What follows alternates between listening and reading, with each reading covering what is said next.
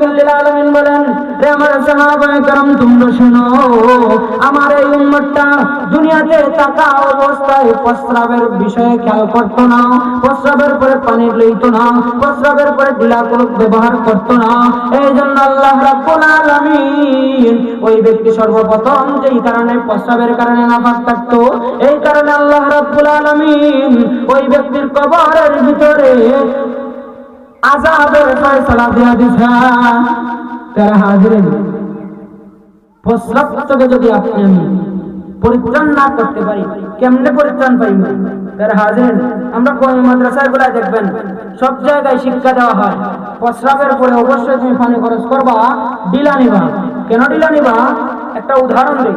আপনি আমি পুরুষ মানুষ, আল্লাহ রাব্বুল আলামিন আপনাকে আমাকে এমন ভাবে তৈরি করছেন, আপনি আমি যখন প্রস্রাব করি, প্রস্রাব করার পরে সাথে সাথে যখন আপনি আমি পানি খরচ করে উঠে যাই, খুব চিন্তার সাথে ওই সময় হাঁটবেন। একটা দিন খেয়াল করবেন, আপনি প্রস্রাব করে সাথে সাথে উইটার 2-1 টাকা দিবেন, হাঁটবেন, পানি খরচ করে আর কিছু করবেন না, আপনি হাঁটবেন। হাঁটার পরে আপনি খেয়াল করবেন, দেখা যায় আপনার প্রস্রাবের পরেও 2-1 ফোঁটা প্রস্রাব করে কিনা।